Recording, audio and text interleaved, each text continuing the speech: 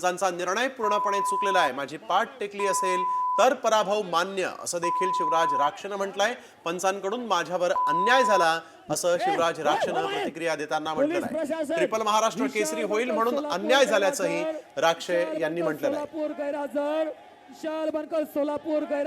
कुस्ती समीक्षक दत्ता जाधव यावेळेस आपल्या बरोबर फोन लाईन वरून जोडले गेलेले आहेत. सर, आपण बघतोय हा सगळा गोंधळ आणि काय नेमके नियम असतात आणि राक्षस चिडणं किंवा हा संताप व्यक्त करणं, अर्थातच पद्धत चुकीची आहे, परंतु अशा पद्धतीनं या सगळ्या सिच्युएशनवर काय नेमका निर्णय घ्यायला पाहिजे होता? पंचांनी निर्णय राखून ठेवायला हवा होता का? की दोन्ही पैलवान चांगलेच आहेत. कुस्ती खूप अटीतटीची होती आणि त्याचा निकाल अगदी लगेच झाला, पण पंचांनी तिकडे ह्याला मोहला विजय घोषित केल्यामुळे राक्षस आणि त्याच्या समर्थकांनी तिकडे राडा केला. आता कसं आहे की तिकडे पंच आहे, त्यांची कमिटी आहे, त्यांनी तो निर्णय दिलेला आहे. काय त्यांचा तो निर्णय आहे.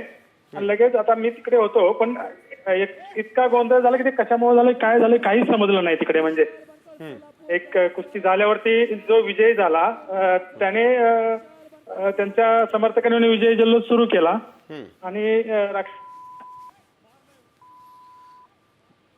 पण कुस्तीगीर संघ आणि त्याच्या पदाधिकाऱ्यांचा घोषित म्हणून तिथे विजय म्हणून घोषित केलं त्याला.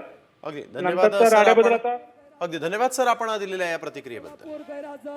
तर शिवराज राक्षे यांच्या सोबत साम टीव्हीनं बातचीत केली होती काही वेळापूर्वी. हा सगळा प्रकार घडल्यानंतर त्यांची प्रतिक्रिया नेमकी काय ऐकूया.